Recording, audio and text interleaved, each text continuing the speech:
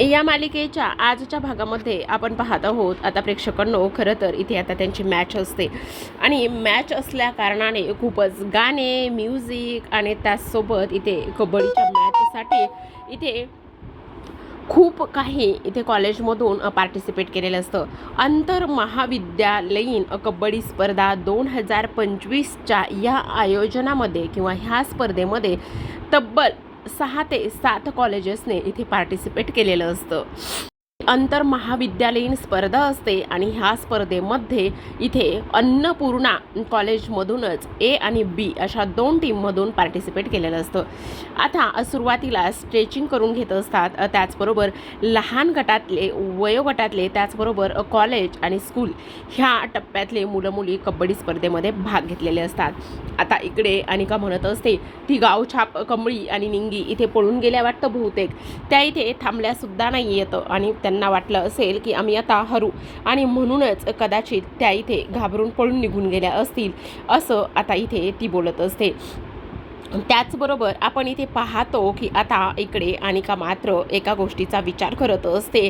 त्याचबरोबर इथे ती म्हणत असते, नाही इथे काही जरी झालं ना, बहुतेक त्या घाबरूनच पळून गेल्या असतील आणि त्या इथे पार्टिसिपेटसुद्धा करणार नसतील, असे इथे ती बोलते. त्याचबरोबर आपण इथे पाहतो की आता कमळीची बी टीम जी आहे ती अगदीच जय्यत तयारीमध्ये आलेली असते. ते कमळीच्या बाजूने ते लहान मुलं मुलीसुद्धा असतात आणि अगदीच इथे ढोल ताशांच्या आवाजात लेझिम खेळतच तिचं इथे एंट्री झालेली असते आणि तिचं इथे स्वागत, वेलकम झालेलं असतं. तर आता वेगवेगळ्या टीम्समधून सगळे आलेले असतात, तेव्हा अनिकाची टीम इथे घाबरलेली असते. अनिका तर आपल्याला माहिती आहे की इथे ती कमळीला खूपच जास्त घाबरते. कमळीला एवढी घाबरत असताना तिला कळतसुद्धा नाही की ती काय करते. आणि त्याचबरोबर इकडे आता आल्यानंतर निंगी मुद्दामच तिला ना असे हातवारे करून मुद्दाम हिनवण्याचं काम करत असते. मुद्दामूनच ती इथे तिला ह्या सगळ्या गोष्टी सांगण्याचं काम करते. मुद्दाम इथे तिला डिवचण्याचं काम करत असते. काही जरी झालं ना तरीसुद्धा इथे ती एक गोष्ट करत असते. ती म्हणते, नाही आता बघच, आम्हीच जिंकणार आहोत, काही जरी झालं तरीसुद्धा आम्हीच इथे जिंकणार आहोत, अशी इथे ती तिला फिलिंग देत असते.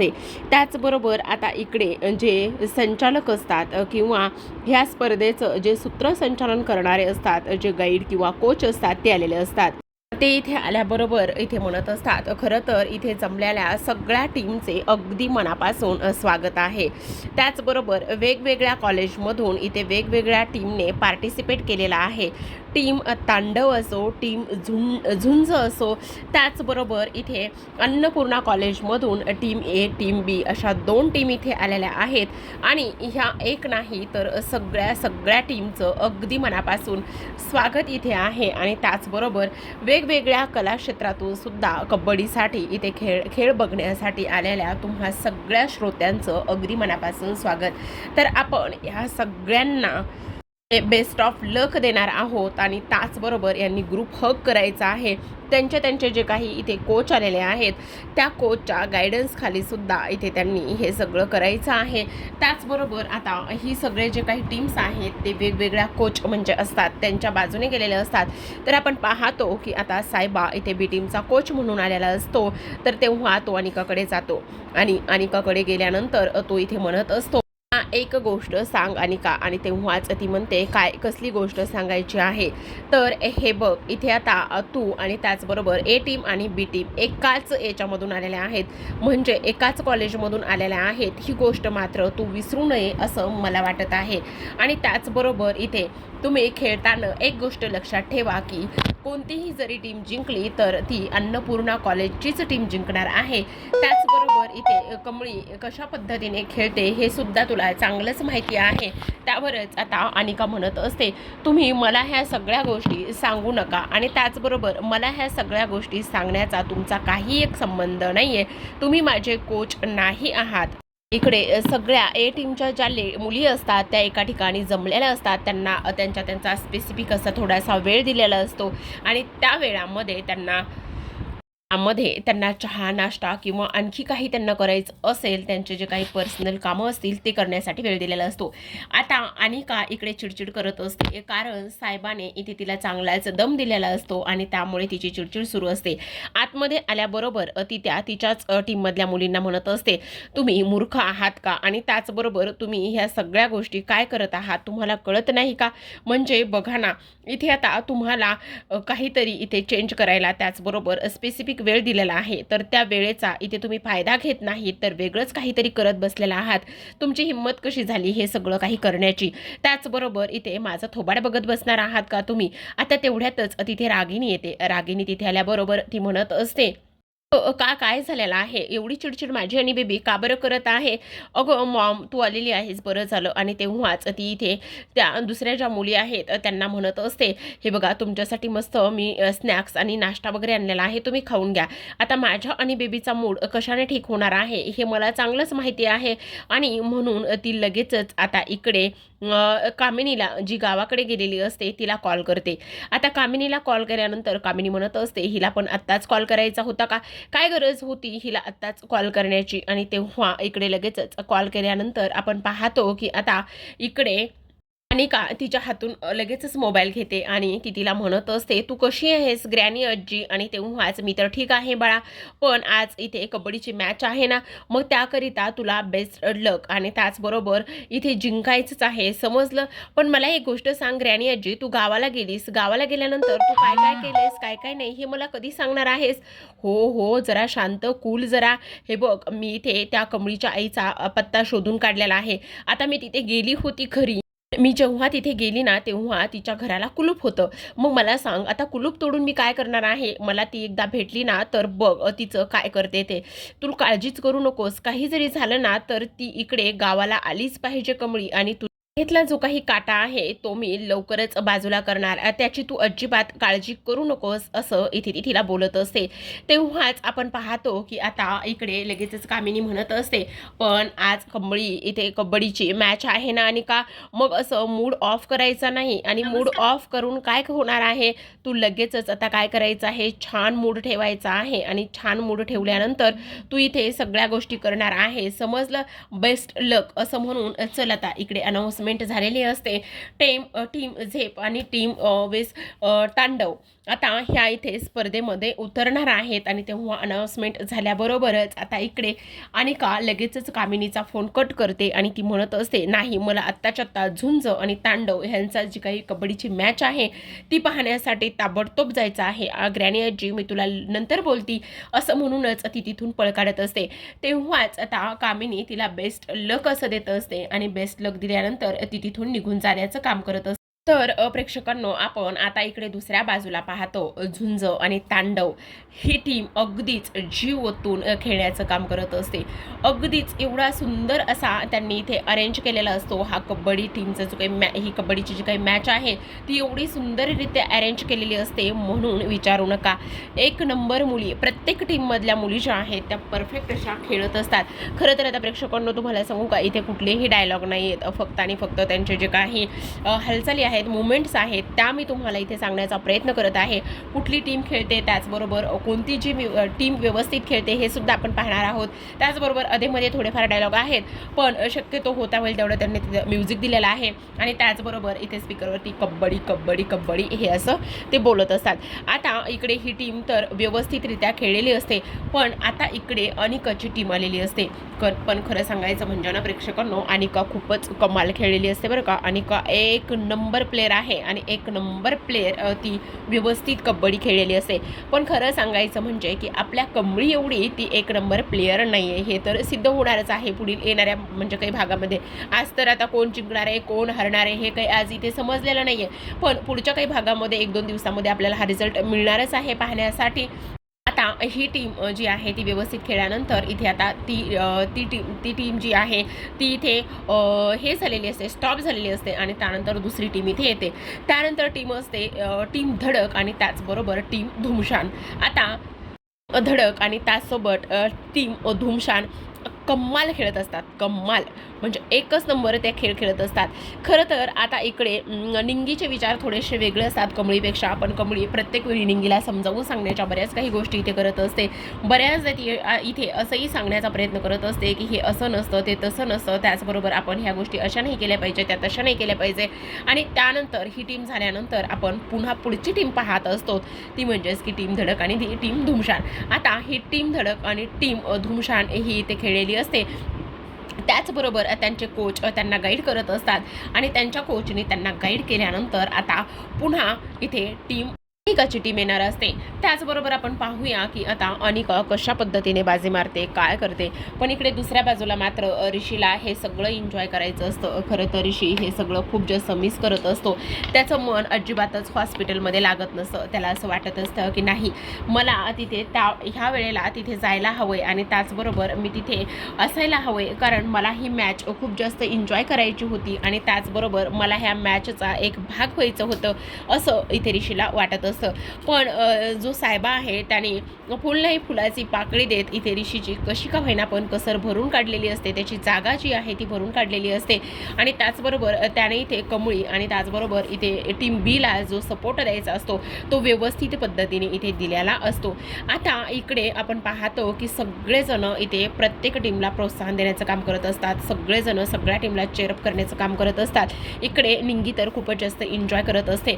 त्याचबरोबर हा जो काही कबड्डीचा सामना आहे तो आत्तापर्यंत असा सामना कधीही झाला नव्हता आणि त्याचनंतर आत्ता खूप वर्षाने हा असा कबड्डीचा सामना झालेला आहे. त्यामुळे वेगवेगळ्या कॉलेजमधून ज्या काही टीम्स इथे आलेल्या आहेत त्या खूप साऱ्या टीम्स होत्या, खूप छान असे प्लेयर्स होते आणि त्याचबरोबर इथे कबड्डीची ही जी काही मॅच आहे ती एकच नंबर पद्धतीने गाजवलेली असते. इकडे निंगी जी आहे ती कमळीला म्हणत असते, अगे तू त्या लोकांना त्या टीमला कशाला उगाच चेअरअप करत आहेस. आता तेव्हाच इकडे कमळी म्हणत असते, हे बघ, प्रत्येक खेळाडूचं कौतुक केलं पाहिजे, त्याचबरोबर आपण सुद्धा खेळाडू आहोत आणि ते सुद्धा खेळाडू आहेत, मग आपण प्रत्येकाला चेअरअप केलंच पाहिजे. आता इकडे साहेबा हे सगळं ऐकल्यानंतर तो मनातच बोलत असतो की याला खरं तर अगदीच खरा खेळाडू आणि अगदीच हुशार खेळाडू म्हटलं जातं, असं साहेबा मनातच बोलत असतो. त्याचबरोबर आता इकडे अनिकाची टीम आलेली असते आणि रागिनी तिथे असते. रागिनी मनातच इथे अनिकासाठी प्रार्थना करत असते. ती विचार करत असते की नाही, काही जरी झालं तरी सुद्धा माझ्या अनिकाची टीम इथे जिंकलीच पाहिजे. माझी अनिका खूप जीव तोडून खेळण्याचं काम करत आहे आणि त्यामुळे माझी टीम जी आहे ती इथे जिंकलीच पाहिजे, असा इथे तिच्या मनामध्ये सगळा काही विचार सुरू असतो. त्याचबरोबर आपण पाहतो प्रेक्षकांनो की आता कशा पद्धतीने इकडे जे कोच असतात, मेन कोच जे की इथे हे सगळे कबड्डीची स्पर्धा अरेंज केलेले जे काही कोच असतात ते कोच मात्र इथे आता गाईड करण्याचं काम करत असतात. आता इकडे जी अनिका आहे, अनिकाची टीम आणि त्याचबरोबर सगळेजण खूपच एन्जॉय करत असतात. त्याचबरोबर आता साहेबा म्हणत असतो, खरं पाहायला गेलं तर हे खूपच जास्त धमाल आणि कमाल होणार आहे आणि ही मॅच खूपच कमाल असणार आहे, असं सुद्धा इथे आता ते बोलत असतात. त्याचबरोबर प्रेक्षकांनो आपण इकडे पाहतो की आता अशा पद्धतीने इकडे जी निंगी आहे ती म्हणत असते, ह्यांना इथे ह्या सगळ्या गोष्टी करायची काहीच गरज नाही आहे आणि आपण ह्यांना का बरं चेअरअप करायचं आहे, ह्यांना चेअर करण्याची काहीच गरज नाही आहे. तेव्हाच ती म्हणत असते, हे बघ, असं अजिबातच नाही करायचं, कारण काही जरी झालं ना तरीसुद्धा इथे असं अजिबात ह्या सगळ्या गोष्टी या पद्धतीने नाही करायच्या, समजलं तुला. तर आपण प्रेक्षकांनो पाहतो की आता इकडे जी अनिका आहे ती इथे कबड्डी करत आलेली असते. त्याचबरोबर अनिकाने इथे खूपच बाजी मारलेली असते, अगदीच छान पद्धतीने ती इथे कबड्डी खेळलेली असते. इकडे जेव्हाच अनिका 2-3 गड्यांना आऊट करून जाते आणि त्या तिघींना पण आऊट करून गेल्यानंतर इकडे रागिनी मात्र इथे अनिकाचं भरभरून कौतुक करत असते. ती म्हणत असते की खरंच अगदीच एकच नंबर, माझी मुलगी एकच नंबर खेळत आहे.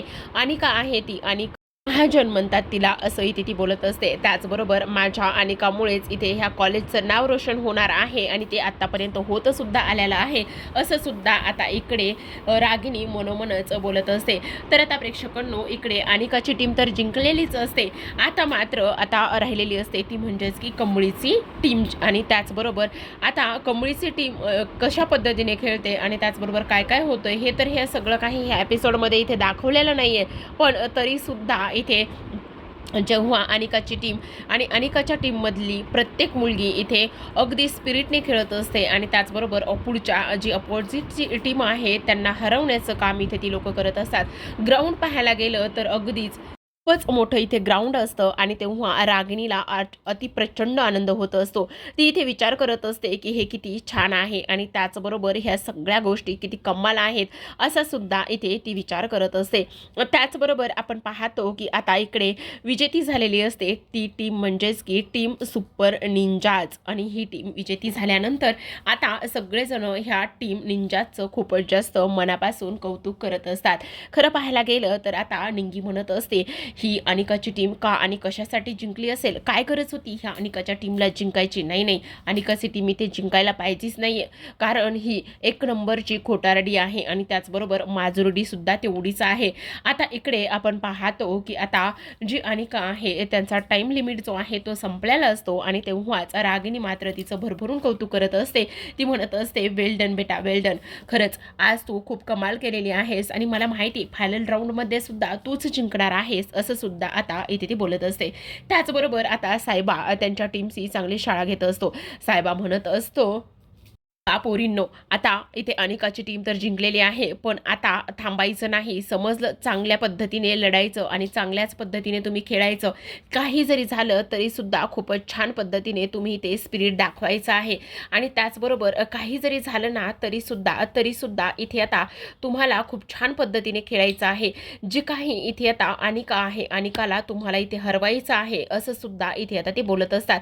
त्याचबरोबर ह्या सगळ्या गोष्टी इथे बोलल्यानंतर आपण पाहतो की आता सायबा ह्या सगळ्या बी टीमला इथे सपोर्ट करत असतो आणि बी टीमला इथे सपोर्ट करत असतानाच आता इकडे मात्र जो ऋषी आहे, ऋषीने इकडे साहेबाला कॉल केलेला असतो आणि ऋषीने साहेबाला कॉल केल्यानंतर इथे तो म्हणत असतो मला तिकडे येण्याची खूपच जास्त इच्छा आहे पण काय करावं काय नाही हे मला अजिबातच कळत नाही, काय करावं असं बोलल्यानंतर इकडे आता लगेचच इकडे साहेबा म्हणत असतो हे बघ ऋषी, तू काळजी करू नकोस. आता आणखी आपली टीम बी टीम तर खेळण्यासाठी उतरलेली नाहीये पण ती लवकरच इथे मैदानात उतरणार आहे. पण अनिकाची टीम खेळलेली आहे आणि या सगळ्यामध्ये अनिकाची टीम इथे जिंकलेली आहे असं इथे तो सांगत असतो. तेव्हाच आता इकडे ऋषी अनिकाचं सुद्धा कौतुक करत असतो. तो म्हणत असतो अनिका तर एकच नंबर खेळते, त्यामध्ये काहीच वाद नाहीये. आणि तेव्हा इकडे तो हे सगळं काही बोलल्यानंतर आपण पाहतो की आता इकडे ऋषी म्हणत असतो पण साहेबा काय रे, काय करायचं आहे, मला तर तिकडे येण्याची खूपच जास्त इच्छा आहे. तेव्हाच आता इकडे साहेबा म्हणत असतो तुला सुद्धा बी टीम खूप जास्त मिस करत आहे पण आता परिस्थिती तशी आहे ना त्यामुळे तुला तिकडे नाही येता येणार. आणि त्याचबरोबर इकडे आता मी आहे ना, तू अजिबात काळजी करू नको. मी बी टीमला काय हवंय काय नकोय ह्या सगळ्या काही गोष्टी इथे मी पाहतोय. तू अजिबातच काळजी करू नकोस आणि स्वतःची काळजी घे. एकदा का लवकर तू बरा झालास ना तर मग तू इकडे येऊ शकतोस असं सुद्धा आता इथे तो त्याला आधार देण्याचं आणि इकडे जी काही परिस्थिती आहे ती सगळं काही व्यवस्थित सांगण्याचं काम करत असतो. त्याचबरोबर आता इकडे फोन ठेवल्यानंतर ऋषी विचार करत असतो पण खरं तर इथे मला कमळीसोबत असायचं होतं, त्याचबरोबर मला बी टीमला सपोर्ट करायचा होता पण काय करावं मला काहीच कळत नाहीये. पण साहेबा प्लीज ना, मला इथून कसं तरी काहीतरी करून बाहेर काढण्याचा तू प्रयत्न कर ना असं म्हटल्यानंतर साहेबा म्हणत असतो की अजिबात तू काळजी करू नकोस आणि मी तुला मिनिटाची अपडेट देणार आहे. पण तुला एक गोष्ट सांगू का, जिंकणार तर आपली बीच टीम आहे असं म्हटल्यानंतर आता इकडे ऋषीला मात्र प्रचंड आनंद होत असतो. तर अशाच नवनवीन मालिकांचे डेली अपडेट्स पाहायचे असतील तर चॅनलला नक्की सबस्क्राईब करा. व्हिडिओ पाहिल्याबद्दल धन्यवाद.